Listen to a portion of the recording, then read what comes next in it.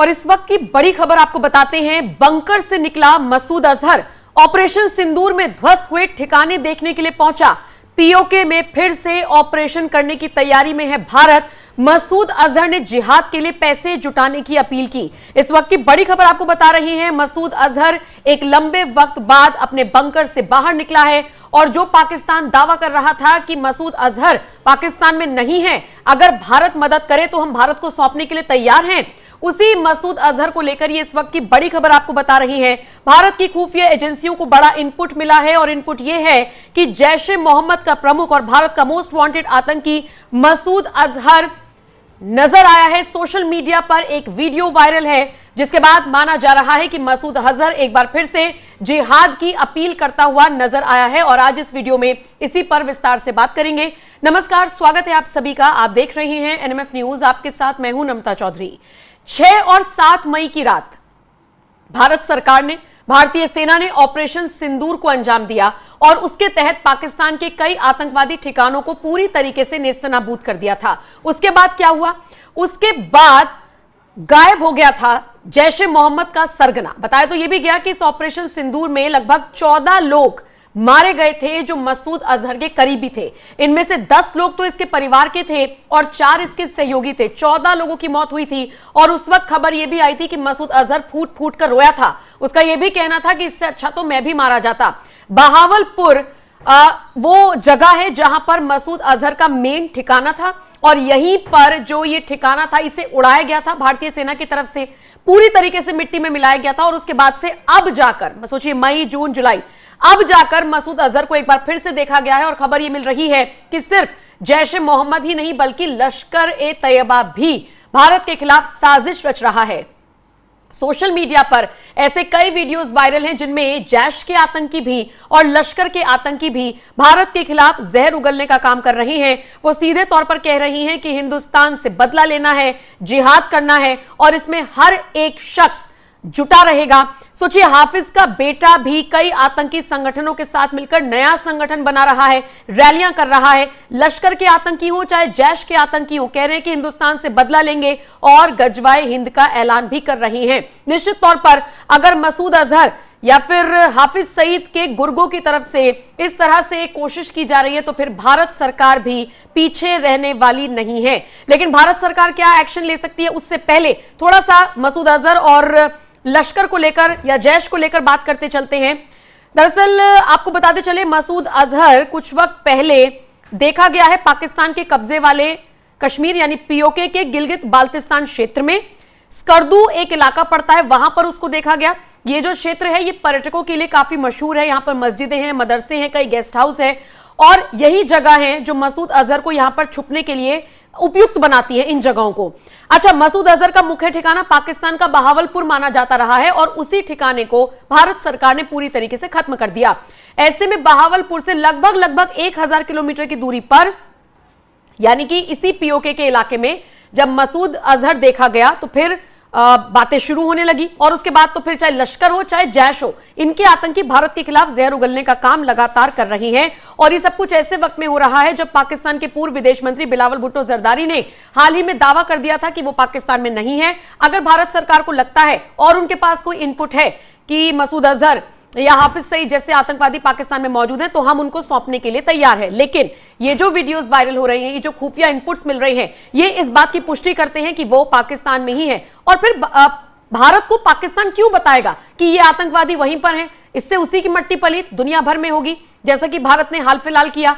अपने कई डेलीगेशंस को दुनिया के कई देशों में भेजकर ये बताया कि कैसे भारत आतंकवाद के खिलाफ लड़ रहा है और पाकिस्तान को आतंकवाद के मोर्चे पर बेनकाब करने का काम भारत की तरफ से किया गया है। बहरहाल अब लश्कर के आतंकी किस तरीके से धमकी दे रही हैं, जिहाद करो, हिंदुस्तान को मिटाओ, कैसी कैसी बातें कर रही हैं। सोशल मीडिया पर इसके कई वीडियोस मौजूद हैं। खास तौर पर 2025 में लश्कर ए तैयबा के कमांडर फैसल नदीम ने पाकिस्तान में एक रैली की और यहां पर उसने जम्मू कश्मीर के खिलाफ भड़काऊ भाषण दिया। तो चाहे लश्कर हो चाहे जैश हो, लगातार भारत के खिलाफ एक अलग ही रुख अपना रही है। और ऐसे में अब देखना होगा कि भारत सरकार क्या रुख अख्तियार करती है, यानी कि मोदी सरकार क्या रुख अख्तियार करती है। तो मसूद अजहर की हमने बात कर ली, लश्कर की बात कर ली, लेकिन अब सवाल उठता है कि अगर ये आतंकी खुलेआम ऐसे घूमते हुए धमकी देंगे भारत को, तो भारत सरकार क्या कर सकती है। खबर यह मिल रही है कि एक पूरा फॉर्मेट तैयार किया जा रहा है कि कैसे इन आतंकवादियों को मुंहतोड़ जवाब दिया जाएगा। मोदी सरकार इस पर काम कर रही है। और सबसे बड़ी बात देखिए, ये सारे प्रोजेक्ट्स जो होते हैं, ये जो सारे ऑपरेशंस होते हैं, मोदी सरकार के विजुअल्स चलाइए ताकि लोगों को समझ में आए कि कैसे उस वक्त भी ये बैठक की गई थी जिस वक्त ऑपरेशन सिंदूर किया जाना था। याद होगा ना आपको, 22 तारीख में पहलगाम आतंकी हमले के बाद से लगातार इसी तरीके से बैठकों का दौर चल रहा था। इसमें बड़े बड़े अधिकारी दिख रहे थे, बड़े बड़े मंत्री दिख रहे थे, और इनके साथ बैठक करते हुए अचानक से एक रात खबर आती है कि ऑपरेशन सिंदूर चलाया गया है। और उसके बाद पाकिस्तान में जितने भी आतंकवादी ठिकाने थे, जिनके दम पर ये आतंकवादी उछलते थे, इन सबको नेस्तनाबूद कर दिया गया है। बौखला गया था पाकिस्तान। सोचिए, 3 दिन के अंदर अंदर वो बैकफुट पर था और वो चाहता था कि सीज फायर हो जाए। उसके बाद अमेरिका के सामने गिड़गिड़ाना या और भारत के जो दोस्त देश हैं उनसे गुहार लगाना पाकिस्तान के लिए आम बात हो गई थी।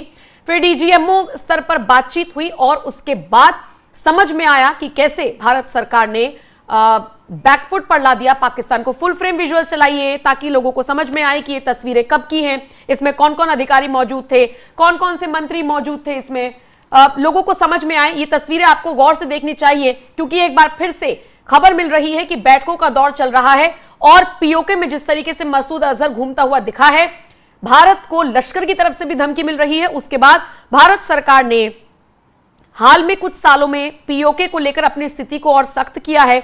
2025 में पहलगाम आतंकी हमले और उसके बाद की घटनाओं के बाद तो भारत सरकार और भी ज्यादा अग्रसर होकर आगे बढ़ रही है।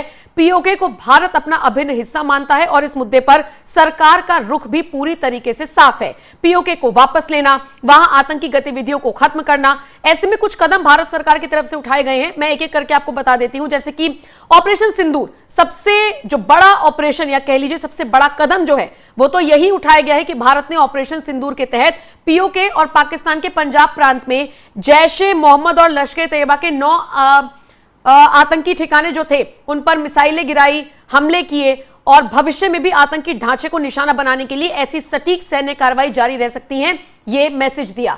आपको याद होगा, operation Sindoor still on going, ये संदेश भारत की तरफ से बार बार दिया जा रहा है। इसके अलावा भारत ने लाइन ऑफ कंट्रोल यानी एलओसी पर अपनी सैन्य तैनाती को बढ़ाया है। ड्रोन्स, लंबी दूरी की तोपें और स्वदेशी हथियारों का उपयोग कर पीओके में आतंकी गतिविधियों पर नजर रखी जा रही है। इसके अलावा भारत सरकार ने पीओके में सक्रिय आतंकियों को पकड़ने या खत्म करने के लिए विशेष अभियान शुरू किया है, जैसे पहलगाम हमले के बाद संदिग्धों के घरों को नष्ट करना और लश्कर के कमांडर अल्ताफ लल्ली को मारना। इसके अलावा कूटनीतिक दबाव तो लगातार बनाया ही जा रहा है। भारत ने साफ कर दिया है कि पाकिस्तान के साथ किसी भी तरीके की कोई वार्ता नहीं होगी और अगर किसी भी वार्ता को रखा जाता है तो उसका आधार सिर्फ और सिर्फ पीओके की वापसी होगा और आतंकवादियों को सौंपना होगा। और बाकी किसी भी तीसरे पक्ष की मध्यस्थता को भारत की तरफ से ठुकराया गया है। इसके अलावा इंडस वाटर संधि का निलंबन, अंतर्राष्ट्रीय दबाव, आतंकवाद विरोधी रणनीति, राजनीतिक और सामाजिक दबाव भारत की तरफ से जो पाकिस्तान पर बनाया जा रहा है, ये सारी चीजें आप देख रहे हैं। और दूसरी बात, पाकिस्तान में अंदर भी पूरी कुलबुलाहट है क्योंकि ये भी टुकड़े टुकड़े होने की कगार पर नजर आ रहा है। बलूचिस्तान हो, सिंध प्रांत हो, इसके अलावा आप देख सकते हैं पीओके वाला इलाका हो, बहुत सारी जगहों से पाकिस्तानी फौज और सरकार के खिलाफ एक विरोधाभास देखा जा रहा है। उनके अपने अलग अलग मुद्दे हैं, लेकिन इन सब के बीच सबको समझना होगा कि जो भारत की तरफ अब आंख उठाकर देखेगा उसे ये मोदी सरकार बख्शने के मूड में नहीं है। शायद इसीलिए एक बार फिर से कुछ बड़ा कदम उठाया जा सकता है। थोड़ा सा इंतजार करना होगा, लेकिन आतंकवादियों को तो करारा जवाब दिया जाएगा ही जाएगा। फिलहाल इस खबर पर आपकी क्या राय है, कमेंट करके आप अपनी राय हमें जरूर दें।